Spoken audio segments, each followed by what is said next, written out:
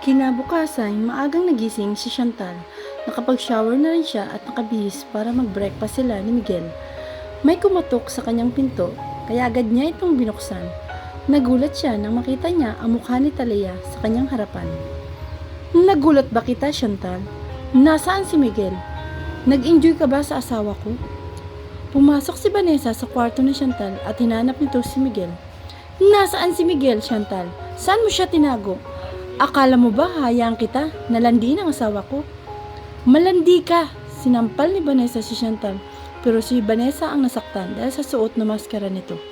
Aray ko, hayop ka, Chantal! Bakit hindi mo tanggalin ang maskara mo para magkasubukan tayo? Sigaw ni singhal ni Vanessa. Talaya, ibabalik ko sa iyo ang tanong, bakit hindi mo subukan tuklapin ang mukha mo para makita natin kung sino ang totoong tao dyan sa likod ng mukha na yan? Huwag mo akong subukan, Talaya. Baka mas lalo kang ma-stress kapag nalaman ni Miguel na isa kang impostor na nagtatago sa likod ng mukha na yan. Lumaki ang mga mata ni Vanessa sa sinabi ni Chantal. Hindi siya makapagsalita. Tinitigan niya si Chantal. Mabuti na lang dumating si Miguel at nagtataka ito dahil nasa loob ng kwarto ni Talaya. Si Vanessa, Talaya, bakit nandito ka? Anong ginagawa mo kay Chantal? Hinila ni Miguel si Talia para dalhin sa kanyang kwarto, pero tinulak siya ni Talia. Bakit, Miguel? Natatakot ka ba na sasaktan ko ang kabit mo? Ang kapal na mukha ng babaeng yan. Alam niya naman na mag-asawa tayo, pero bakit ang kapal na mukha niya? Landiin ka. Sigaw ni Talia kay Miguel. Talia, wala kaming ginagawang masama ni Chantal. Ikakasal na siya kay Nathan. Bakit mo kami pinag-iisipan ng ganyan? Saan ni Miguel? Sinungaling ka, Miguel. Kitang-kita ko sa mga mata mo na meron kayong relasyon ng malanding yan. Galit na singhal ni Talia kay Chantal. Talia, kahit minsan sa buhay mo, hindi ka ba nagsisinungaling? Huwag mong ipagmayabang ang salitang yan, Talia, dahil hanggang ngayon, dala-dala mo yung kasinungalingan mo.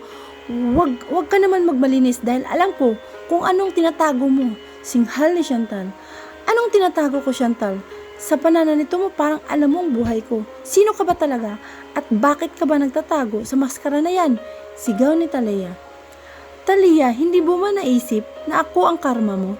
Kahit saan ka pupunta, nakikita kita. Kaya huwag kang kampante na safe pa ang tinatago mong sikreto. Dahil alam ko kung sino ka. Miguel, mauna na ako umuwi. Baka hindi ko mapigilan ang sarili ko. At ako pa mismo ang magbubunyag sa sikreto ni Talia. Nagliligpit na ng gamit si Chantal para umuwi, hindi na rin siya pinigilan ni Miguel. Chantal, anong sikreto ni Talia? Sabihin mo sa akin, ano bang alam mo sa pagkatao niya? Tanong ni Miguel pero hindi na siya pinapansin ni Chantal. Nagmamadaling lumabas si Chantal sa kanyang kwarto at lumabas ng hotel. Naghahanap siya ng taxi para magpatid sa kanya papuntang airport. Naiwang naguguluhan si Miguel, lalo na si Talia. Kinakabahan siya na baka alam ni Chantal ang kanyang pagpaparitoke. Miguel, halika na, magligpit ka na ng mga gamit mo. Uuwi na tayo, singhal ni Talia. Hindi kumibo si Miguel at nagmamadali itong pumasok sa kwarto. Nagliligpit na rin siya ng kanyang mga gamit para uuwi. Kinabukasan, sinabi ni Chantal kay Nathan ang totoong nangyari. Nag-alala na naman si Nathan, baka mas lalong mapahamak si Chantal kay Vanessa. Chantal, kailangan mo nang mag-ingat. Delikado ng buhay mo. Baka ipapatay ka na naman yan. Saad ni Nathan. Nathan, nagkita kami ni Carlos. Sinundan niya kami ni Miguel. Inutusan siya ni Vanessa na patayin ako. Mabuti na lang siya ang inutusan ni Vanessa kung nagkataon na ibang tao ang kinuha niya. Baka pinaglamayan na ako ngayon. Chantal, anong plano mo? Kailangan malaman ni Miguel ang totoong bago mahuli ang lahat. Baka sa susunod magtagumpay na si Vanessa. Nathan, kahit hindi pa bumabalik ang memory ko, sabihin na natin kay Miguel, paano kung hindi niya ako paniwalaan dahil nagka-amnesia ako? Paano kung may mga tanong sila sa akin pero hindi ko alam kung anong isasagot? Nathan, natatakot ako na baka baliktarin ako ni Vanessa. Huwag kang matakot, Chantal. Kung hindi ka paniwalaan ni Miguel, wala na tayong magagawa. Puprotektahan ka namin ni Carlos. Kahit anong mangyari, nasa likod mo kami. Saad ni Nathan. Wedding anniversary ninyo ni Miguel, Chantal. Balita ko may party na sa opisina nyo. Ang gagawin natin, lumantad ka bilang Talia at tingnan natin kung makikilala ka ni Miguel. Seryosong saad ni Nathan. Si Miguel lang ang makakaalam kung sino ang totoong Talia. Kung hindi ka maalala ni Miguel, gagawa tayo ng next plan, sabi ni Nathan. Kinabukasan, hindi pumasok si Chantal sa opisina. Pinaghandaan niya ang gagawin niyang paglantad sa totoong Talaya. Nagtataka si Miguel kung bakit hindi pumapasok si Chantal. Kaya tinawagan niya ito at kinumusta kung okay na ba ang pakiramdam nito. Bumili si Chantal ng pinakamaganda at elegante na gown, kulay puti ang pinili niya at bukas ito sa likuran. Kitang-kita ang magandang hubog ng kanyang katawan. Humanda ka sa akin, Vanessa. Magsisimula na tayo sa totoong laban. Hindi kita uurungan, lalabanan kita at ipapamukha ko sa iyo na hindi sa lahat ng oras, ikaw ang mananalo. Hindi ko nahihintayin na bumalik ang aking memory. Ang mahalaga sa akin ngayon na ibalik sa karapat-dapat mong paglagyan. Ibalik ka na, Vanessa, pagbabanta ni Chantal. Samantalang, hindi nawala sa isip ni Vanessa ang sinabi ni Chantal. Humihitsit siya ng sigarilyo at umiinom ng alak. Nakita siya ni Lester at sinita siya ng bata. Mami, bakit po kayo naninigarilyo? Bad po yan, Mami, at umiinom pa kayo ng alak. Saad ni Lester, pero dinidma lang siya ni Vanessa. Mami, tama na po yan, wag na po kayong uminom, saad ni Lester. Lester, pwede ba? Umalis ka sa harap ko. Ang kulit mo. Puntahan mo ang yaya mo, makipaglaro ka sa kanya. Huwag ka dito sa akin. Galit na singhal ni Vanessa. Narinig siya ni Miguel kaya sinita siya nito. Kinuha ni yaya kanina si Lester dahil umiyak na ito. Talia, ano ka ba? Pati bata hindi makaligtas dyan sa ugali mo. Pwede ba? Huwag mo idamay ang anak natin sa galit mo sa akin. At kung maglasing ka dyan, huwag dito sa bahay, pumunta ka sa labas. Huwag kang magpapakita sa bata na ganyan ang ginagawa mo. Bad influence ka sa bata. Alam mo ba yan? Galit na singhal ni Miguel kay Talia. Huwag mo akong pakialaman, Miguel. Gagawin ko kung anong gusto ko. Asawa mo ako. Kaya may karapatan akong gawin kung ano ang gusto kong gawin. Dito sa bahay, sigaw ni Vanessa. Talia, nagbago ka na talaga. Nakakatakot na ugaling pinapakitan mo. Baka sa susunod, sasabihin mo na ikaw na ang may karapatan sa lahat ng kayamanan ng parents ko. Tandaan mo, Talia, pag-aari pa ito ng mga magulang ko. Kaya huwag kang umasta na kung sino sa mansyon ng parents ko. Nakakagulat ng ugali mo. Ano ba ang ginagawa ni Vanessa sa'yo? At bakit nahawaan ka sa ugali ng babaeng yun? Mas lalong gusto kong ipakulong ang hayop na yun dahil ang laki ng kasalanan niya sa akin, pati ang kadimonyohan ng hayop na yun, ay inuugali mo na rin. Seryosong saad ni Miguel. Nakatitig si Talia sa mukha ni Miguel. Baka sa mukha ang galit nito. Pero ngumiti si Talia dahil kahit anong gawin pa ni Miguel, hindi na nila matatagpuan si Vanessa dahil tinatakpan na ito ng mukha ni Talia. Miguel, asawa mo ako kaya kung ano man ang meron ka, pag-aari ko na rin at umayos ka sa oras na mahuli ko kayong dalawa ni Chantal na naglalandian, papatayin ko ang babaeng yun. Tandaan mo, Miguel, kayang-kaya kong pumatay para walang makaagaw sa'yo mula sa akin. Pag-aari lang kita, Miguel, tandaan mo yan.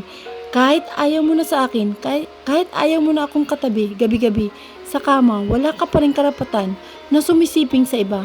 Tandaan mo yan, Miguel, ipasok mo dyan sa kukuti mo. Sigaw ni Talia. Talia, ikaw ang dahilan kung bakit nawalan ako ng gana sa'yo dahil sa ugali na ipinapakita mo sa akin. Hindi ikaw ang Talia na minahal ko. Hindi ko na nararamdaman ang pagmamahal mo at ang paglalambing mo. Ibang-ibang ka na, seryosong saad ni Miguel. Hindi totoo yan, Miguel. Nagkakaganyan ka lang dahil may nahanap ka ng iba. Kung hindi dahil sa Chantal na yun, hindi mo sinasabi sa akin yan ngayon, singhal ni Talia. Umakyat si Miguel sa taas dahil ayaw niyang makipag-away kay Vanessa. Marami na siyang nasabi kaya umiwas na siya sa away. Natulog si Miguel sa kabilang kwarto kasama si Lester. Naglock siya ng pinto para hindi makapasok si Talia. Pag-akyat ni Talia sa kwarto, wala si Miguel, kaya't pinunta niya sa kabilang kwarto, pero lock pa rin ang pinto. Pinapahirapan mo talaga ako, Miguel. Tingnan natin kung hanggang saan ang kaya mo. Tinawagan ni Talia si Carlos para magsagawa sila ng plano kung paano kidnapin si Lester. 20 million ang hinihingi niyang kapalit sa bata. Nagulat si Carlos sa kanyang narinig, kaya hinayaan niya na lang na magsalita si Vanessa. Pagkatapos ng tawag ni Vanessa, tinawagan niya agad si Nathan at sinabi niya ang plano ni Vanessa. Kinabukasan, maaga si Miguel sa opisina. Natutuwa si Vanessa dahil maagang wala si Miguel.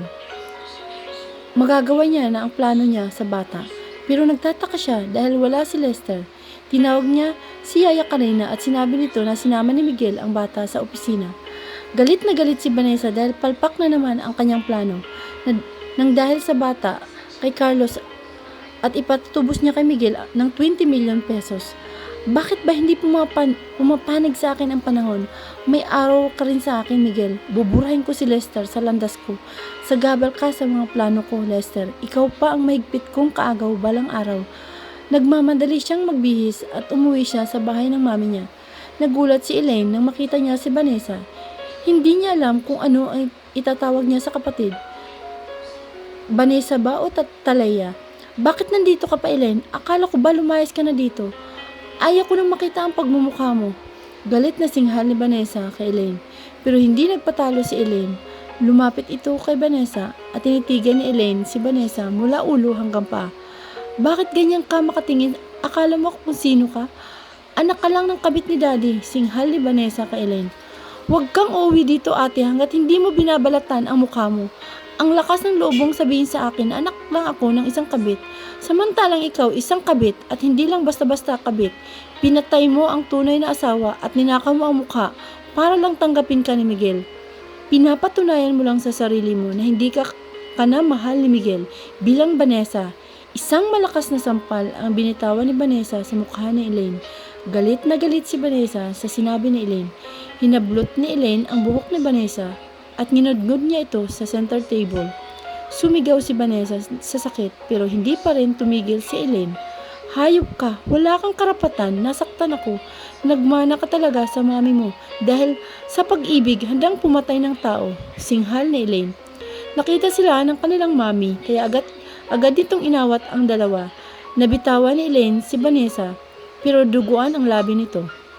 Anong ginagawa niyong dalawa? Bakit nagsasabunutan na naman kayo? Ikaw, Vanessa, sinabi ko na sa'yo. Huwag kang bumalik dito hanggat hindi mo pa naibabalik ang mukha mo. Hindi ka ba natatakot? Napatay na ang may-ari ng mukha na yan. Singhal ni Marta. Patay na dahil pinatay ni Vanessa. Katulad ng pagpatay mo sa ina ko, Mami, Marta. Huwag ka nang magtaka, Mami. Dahil sa'yo lang naman nagmana siya, singhal ni Elaine. Elaine, tumigil ka na. Ano ba ang problema mo? Matagal na panahon na yun at kung pinatay ko man ang ina mo, mayroon akong dahilan, singhal ni Marta kay Elaine. Ganun lang ba kadali para sa inyo, Mami? Hindi ako pwedeng magalit sa iyo dahil matagal na yon. Wow! Ang matagal na yon, dala-dala ko pa rin dahil halos araw-araw sinusumbat sa akin ni Vanessa na anak ako ng isang kabit. Umayos kayong dalawa, lalo ka na, Vanessa. Ibibigay mo sa akin ang 20 million kapalit ng katahimikan ko dahil kung hindi, ako mismo ang magsasabi kay Miguel ng buong katotohanan na isa kang impostor at isa kang kriminal. Singhal ni Elaine. Ang kapal na mukha mo, Elaine. Saan ako kukuha ng 20 million? Nababaliw ka na ba? Sigaw ni Vanessa. Nagulat si Marta sa malaking pera na hinihingi ni Elaine kapalit ng kanyang katahimikan. Sinampal ni Marta si Elaine para magising sa panaginip nito. Nagulat si Elaine sa ginawang pagsampal sa kanya kaya mabilis niyang itinulak si Marta. Wala kang ng karapatan na saktan ako dahil kung tutuusin, maliit lang yan na halaga kapalit sa buhay ng ina ko na kinitil mo. 20 million, Vanessa, kapalit ng katahimikan ko. Kapag ibinigay mo na sa akin ang malaking halaga na yan, aalis na ako sa Pilipinas at kalilimutan ko na ang bangungot ko dito sa Pilipinas. Galit na singhal ni Elaine. At iniwan niya ang dalawa. Nagulat si Vanessa sa ugaling ipinakita ni Elaine. Mami, pigilan mo si Elaine. Sana kukuha ng ganun kalaking pera na 20 million. Hayop ka, Elaine. Umayos ka kung ayaw mong ililibing kita. Sa ilalim ng lupa, sigaw ni Vanessa. Habang hinahawakan ang kanyang sugat sa bibig, nagkasugat siya nang inginudngod ni Elaine ang mukha niya sa mesa. Umalis ka na, Vanessa. Tulad ng sinabi ko, huwag ka nang umuwi dito hanggat hindi mo maibabalik ang mukha mo, singhal ni Marta. Pero Mami, anak mo ako pa rin to ang anak mo. Bakit ba kasi hindi mo matanggap na wala na ang mukha ng dating Vanessa? Tanggapin mo na muna ako, Mami, sigaw ni Vanessa. Pero tinalakuran siya ni Marta at naiwan siyang mag-isa sa sala. Nathan, hindi ako makapaniwala, pati ang bata. Pinagtatangkaan niya ni Vanessa. Hayop siya. Kailangan niya nang bumagsak sa lupa bago niya pa masaktan ang anak ko. Wala siyang awa. Kinainan ni Satanas ang kanyang kaluluwa. Sa oras na maibalik ko ang memory ko, humanda sa akin ang Vanessa na yon. Kailangan mabantayan ng mabuti si Lester sa school at sa bahay nila habang hindi pa alam ni Miguel ang totoo. Sabi ni Chantal, Chantal, sa darating na party, kailangan malaman na ni Miguel ang katotohanan. Maniwala man sila o hindi, ang mahalaga na iligtas natin si Lester mula sa kapahamakan. Seryosong sabi ni Nathan. Mabuti na lang si Carlos pa rin ang nilipitan ni Vanessa, hindi ibang tao. Kung nagkataon, patay na ako ngayon. Napahamak na rin ang anak ko, sabi ni Chantal. Patuloy pa rin si Carlos sa pagbabantay sa iyo, Chantal. Hanggang ngayon, mahal ka pa rin niya. Alam kong nasasaktan siya dahil kasama mo si Miguel araw-araw. Pero tama ang ginawa niyang ibalikan niya sa pamilya mo dahil isa din naman siya sa dahilan kung bakit nahirapan ka ngayon. Seryosong saad ni Nathan. Pero kumunot ang noo ni Chantal dahil sa sinabi ni Nathan. Nathan, walang kasalanan si Carlos. Biktima rin siya ni Vanessa. Pinaliwanag niya sa akin ang lahat at naiintindihan ko siya. Kaya wag mong sabihin yan. Ayaw kong sisihin mo siya sa nangyayari sa akin. Si Vanessa ang may kasalanan ng lahat. Kaya magbabayad siya, Nathan. Chantal, nasabi mo lang ang bagay na yan dahil hindi mo pa kilala ang sarili mo. Wala kang ideya kung ano ang totoong dahilan ni Carlos. Bakit kanya kinidnap? Huwag muna natin pag-usapan ang mga bagay na yan. Saka na lang kung ikaw na mismo ang nakakaalam sa totoong nangyari sa'yo. Mahinahong sabi ni Nathan. Samantalang naabutan ni Miguel si Talia na umiiyak habang nakadapa sa kama. Humahagulol ito ng iyak. Nakaramdam si Miguel ng awa kaya nilapitan niya si Talia. Hinawakan niya sa balikat nito at tinapik-tapik. Talia, tama na, huwag ka na umiyak. Pag-usapan natin nang maayos ang problema natin. Ayaw kong nag-aaway tayo ng ganito. I'm sorry. Kung nasaktan kita pero asahan mo mula ngayon, hindi na kita awayin. Basta ibalik mo lang ang dating Talia, ang dating ikaw. Kasi ayaw ko sa ugali mo ngayon. Saad ni Miguel. Bumangon si Talia at niyakap niya si Miguel ng sobrang higpit at hinirakin niya ito sa labi. Miguel, promise, magpapakabait na ako. Ibabalik ko ng dating ako. Hindi na kita bibigyan pa ng sakit sa ulo. Miguel, mahal na mahal kita kaya ipagdadamot kita sa iba. Nagsiselos ako kay Chantal, Miguel. Anong ugali meron siya? Bakit mo siya nagustuhan? Miguel, ako ang asawa mo. Sa akin ka lang dapat nakatingin. Saad ni Talia. Talia, mahal ko ang dating ikaw. Hindi ang ngayon. Ibang-iba ka na sa dating ikaw. Ibalik mo yon, Talia. Please, seryosong sabi ni Miguel. Nagring ang cellphone ni Miguel. Nang sinagot niya ito, ay bigla siyang tumayo at kinuha niya ang susi ng kanyang kotse. Nagtataka si Talia sa ginawa ni Miguel. Tinawag niya ito pero hindi siya pinakinggan ni Miguel. Miguel, saan ka pupunta? Miguel, sino bang tumawag sa'yo? Miguel, sigaw ni Talia. Sinundan niya si Miguel hanggang sa labas pero mabilis itong nakalabas ng gate. Gustuhin man niya itong sundan pero malayo ng kotse nito. Pumasok siya sa loob ng bahay at nagbasag siya ng base at kasama ang mamahali na gamit nila ni Miguel. Nakita siya ni Yaya Karina at Lester kaya mas lalo siyang nagalit. Talia, tama na yan. Pati gamit ni Ma'am Violeta inuubos mo. Paano na lang kung makauwi siya dito? Ubos na ang mga gamit niya. Saad ni Yaya Karina. Hoy, kayong dalawa, lumayas kayo sa harapan ko. Kung ayaw niyong pati kayo, babasagan ko. Sigaw ni Talia. Umiiyak na rin si Lester dahil natatakot siya sa kanyang mami. Kaya dinala ni Yaya Karina sa taas para magtago silang dalawa sa kwarto at naglock sila ng pinto. Pumasok si Miguel sa isang hotel at dumiretso siya sa isang kwarto. Kumatok muna siya bago pumasok. Pagbukas ng pinto, nakita niya si Chantal na mayroon hawak na wine at binigyan pa siya nito ng mapang-akit ng ngiti. Miguel, salamat at dumating ka. Alam mo bang miss na kita? Saad ni Chantal habang umiinom ng wine. Chantal, bakit hindi ka pumasok? Kanina, dinala ko si Lester sa opisina. Hinahanap ka ng bata at namimiss ka raw niya. Saad ni Miguel habang nakatitig kay Chantal. Miguel, ikaw ba? Hindi mo ako namimiss? Miguel, miss na kita. Hindi ko makalimutan ang mga halik mo at yakap mo sa akin. Seryosong tura ni Chantal. Nag-aalab sa init ang katawan ni Chantal. Nakita ni Miguel ang paglambot na katawan nito.